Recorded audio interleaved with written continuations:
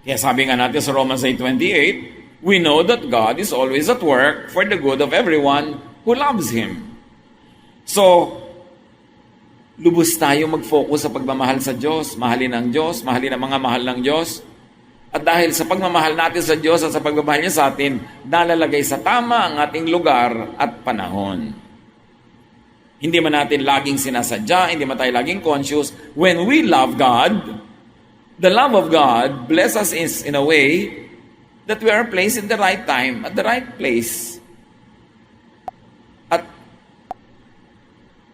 meron kang gustong mapakasalan, mahal na mahal mo talaga siya, ibibigay mo lahat, patingin tong ngipin ng lola mo, makuha mo lang siya. Hindi pa rin.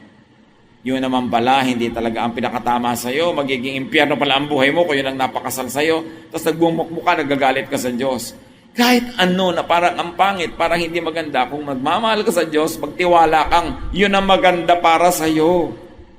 Kahit sa tingin mo, parang hindi. Pray to see and to know that the Lord is always good, though our specific circumstances may not seem good. What do we know? Mas marunong pa ba tayo sa Diyos? Kaya mga kapatid, kung alam nyo kayo, nagmamahal sa Diyos, anak kayo ng Diyos, minamahal kayo ng Diyos, magtiwala. Kahit mukhang hindi maganda tama ang nangyayari, magtiwala lang. Tulad ni Job.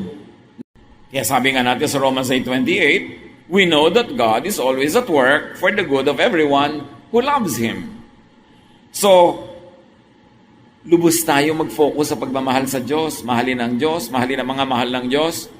At dahil sa pagmamahal natin sa Diyos at sa pagmamahal niya sa atin, nalalagay sa tama ang ating lugar at panahon. Hindi man natin laging sinasadya, hindi man tayo laging conscious. When we love God, the love of God blesses us in a way that we are placed in the right time, at the right place. At meron kang gustong mapakasalan, mahal na mahal mo talaga siya, ibibigay mo lahat, patingin tong ngipin ng lola mo, makuha mo lang siya. Hindi pa rin. Yun naman pala, hindi talaga ang pinakatama sa'yo, magiging impyerno pala ang buhay mo kung yun ang napakasal sa'yo, tapos nagbumukmuk ka, nagagalit ka sa Diyos. Kahit ano na parang ang pangit, parang hindi maganda, kung magmamahal ka sa Diyos, magtiwala kang, yun ang maganda para sa'yo. Kahit sa tingin mo, parang hindi.